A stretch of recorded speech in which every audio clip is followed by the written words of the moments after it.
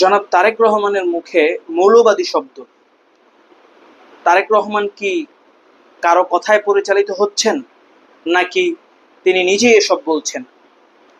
সম্প্রতি বিএনপির বর্তমান কর্ণধার, বিএনপির ভারপ্রাপ্ত চেয়ারপারসন জনাব তারেক রহমানের একটা বক্তব্যকে কেন্দ্র করে অত্যন্ত বিতর্কের তৈরি হয়েছে দেশব্যাপী।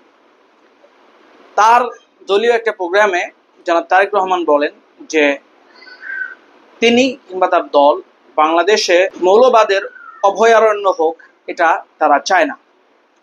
এই মৌলবাদী শব্দটা বাংলাদেশের একটা শ্রেণীর ওপর তিনি চাপিয়ে দেওয়ার চেষ্টা করেছেন এবং তিনি ট্যাগ দেওয়ার চেষ্টা করেছেন, অর্থাৎ একটা শ্রেণী মৌলবাদী এবং সেই মৌলবাদীদেরকে কোনোভাবেই তারা প্রমোট করবেন না এবং মৌলবাদীদেরকে তারা বরদাস্ত করবেন না।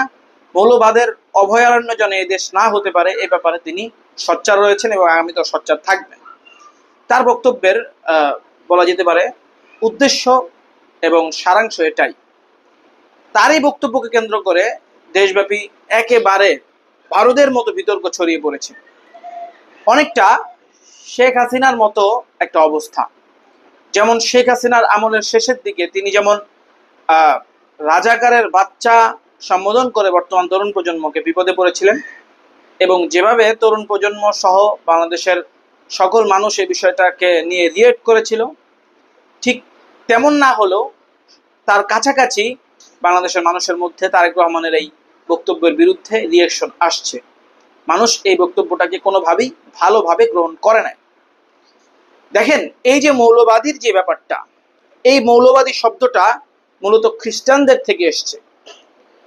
খ্রিস্টান মৌলবাদীরাই পৃথিবীতে বিভিন্ন রকমের অকারেন্স করেছে এবং তারা তাদের সাথেই এই মৌলবাদী শব্দটাকে ট্যাগ লাগিয়ে শব্দটার বলা যেতে পারে যে আবিষ্কার পৃথিবীতে হয়েছে।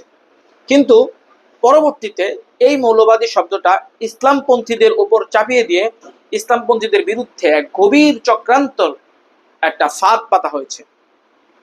এই মৌলবাদী শব্দটা দিয়ে একটা বাংলাদেশের ইসলামপন্থীদেরকে ট্যাগ লাগিয়ে ইসলামপন্থীদেরকে মৌলবাদী বলে, জঙ্গিবাদী বলে বিগত আওয়ামী সরকার এবং তাদের যেই প্রভু, তারা একত্রে যৌথ প্রযোজনায় বাংলাদেশের ইসলামপন্থীদের সুদূর প্রসারী ক্ষতি করবার চেষ্টা করেছে।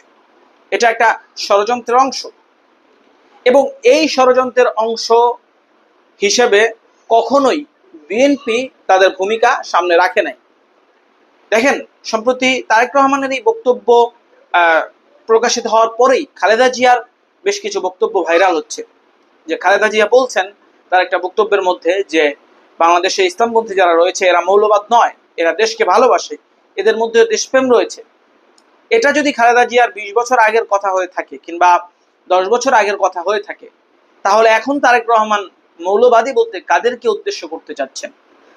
দেখেন, বাংলাদেশে বর্তমানে ইসলামপন্থী যারা রয়েছে এরা সকলেই কোনো না কোনোভাবে বিএনপির সাথে অ্যালায়েন্স ছিল। এদেরকে সাথে নিয়ে বিএনপি এতদিন যাবত রাজনীতি করেছে। এরা সবাই বিএনপির পুরানো মিত্র। আওয়ামী লীগ কার্যত মাঠে নাই হিসেবে এরা ঘটনাচক্রে বিএনপির প্রতিদ্বন্দ্বীতে পরিণত হয়েছে, কিন্তু এরা মূলত বিএনপির মিত্র। বিএনপি যখন তাদের নীতি আদর্শের মধ্যে, তাদের দর্শনের মধ্যে ইসলামী মূল্যবোধকে রেখেছে, তখনই তারা ইসলামপন্থীদের কিছুটা সহানুভূতি লাভ করতে পেরেছে এবং তারা ইসলামপন্থীদের কাছাকাছি আসতে পেরেছে। ইসলামপন্থীরা তাদেরকে কাছাকাছি নিয়েছে, কারণ ইসলামপন্থীরা মনে করতেন যে বিএনপি ইসলাম প্রতিষ্ঠা করতে না চাইলেও বিএনপির দ্বারা ইসলামের ক্ষতি হবে না। আওয়ামী লীগের বিপরীতে বিএনপিকে এভাবে ইসলামপন্থীরা মূল্যায়ন করতেন। যে বক্তব্যগুলো ইতিপূর্বে তিনি প্রদান করেছিলেন এবং তার যে দৃঢ় অবস্থান, সবকিছু বিবেচনা ইসলামের জন্য তিনি রাজনীতি করেন না, তবে ইসলামপন্থীদেরকে তিনি সহযোগিতা করতে চান। ইসলামপন্থীরা যদি রাজনৈতিকভাবে এগিয়ে যেতে পারে, তার পক্ষ থেকে, তার দলের পক্ষ থেকে সহযোগিতা পাবে। অর্থাৎ তিনি ইসলামের বিরুদ্ধে কোনো বড় ধরনের ষড়যন্ত্রের সাথে লিপ্ত নন, এমনটাই তার ব্যাপারে এবং তার দলের ব্যাপারে মানুষের ধারণা ছিল, ইসলামপন্থীদের ধারণা ছিল। এই ধারণার পিছে কুঠার আঘাত করেছে জনাব তারেক রহমান। তার এই বক্তব্য নিঃসন্দেহে অত্যন্ত দুঃখজনক এবং ইসলাম প্রিয় তাওহীদি যে জনতা বাংলাদেশে রয়েছে তাদের মনকে খুব মারাত্মকভাবে ব্যথিত করেছে, তাদেরকে ভারাক্রান্ত করেছে, তাদেরকে কষ্ট দিয়েছে, দুঃখ দিয়েছে। কাজে সঙ্গত কারণেই মানুষ মনে করতে শুরু করেছেন যে তারেক রহমান কি এগুলো নিজের থেকেই বলছেন, নাকি তিনি কোনো একটা কারো কথায় বায়াস হয়ে, কারো কাছ থেকে কান পড়া পেয়ে, কারো কথায় প্রণোদিত হয়ে তিনি এ ধরনের কথাবার্তা বলছেন। এরকম আশঙ্কা, এরকম ফিসফিসানি কিন্তু মানুষের মধ্য থেকে শোনা যাচ্ছে। যা নিঃসন্দেহে জনাব তারেক রহমানের মতো একটা উদীয়মান একটা নেতৃত্ব তার জন্য অত্যন্ত দুঃখজনক এবং অত্যন্ত বলা যেতে পারে চিন্তার একটা বিষয়। তার রাজনৈতিক কেরিয়ারের জন্য, এটা একটা মানে খুব শুভ একটা সংবাদ নয়। এটা কেন বলছি দেখেন, তারা কিন্তু ইসলামপন্থীদের ভোট নিয়েই ক্ষমতায় এসছে। আওয়ামী লীগের বিরুদ্ধে ইসলামপন্থীরা তাদেরকে ভোট দিয়ে জয়যুক্ত করেছে, কারণ নাস্তিক বাম কিংবা যারা বামপন্থীদের সাথে যাদের যোগ সাজেশ রয়েছে তারা কিন্তু বিএনপিকে ভোট দেয় না, তারা একচেটি আওয়ামী লীগকে ভোট দেয়। কারণ বিএনপি তো ইসলামী মূল্যবোধে বিশ্বাসী।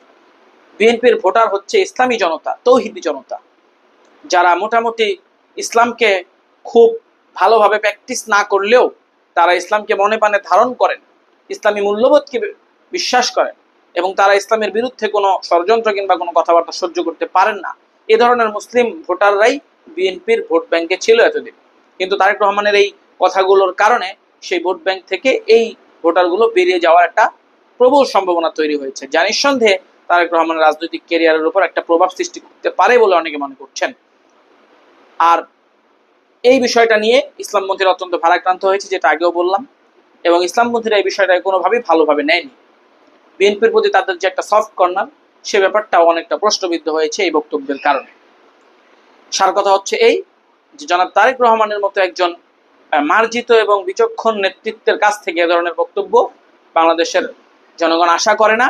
এবং এই বক্তব্য একদিক থেকে যেমন তৌহিদি জনতাকে এবং বাংলাদেশের সাধারণ মানুষদেরকে ব্যথিত করেছে, অন্যদিক থেকে অনেক মানুষের মনের মধ্যে তারেক রহমানের যে একটা ক্লিন ইমেজ এবং তারেক রহমানের প্রতি যে একটা সফট কর্নার, যে বিএনপি অনেক ধরনের চাঁদাবাজি বা বিভিন্ন রকমের অকারেন্সির সাথে জড়িত হলেও তাদের যে সুপ্রিম নেতৃত্ব জিয়া পরিবার, বেগম খালেদা জিয়া, তারেক রহমান, তারা ভালো, তাদের উপর ভরসা করা যায়, সেই ভরসার জায়গাটাকেও অনেকটা প্রশ্নবিদ্ধ করেছে বলে অনেকে ধারণা করছেন।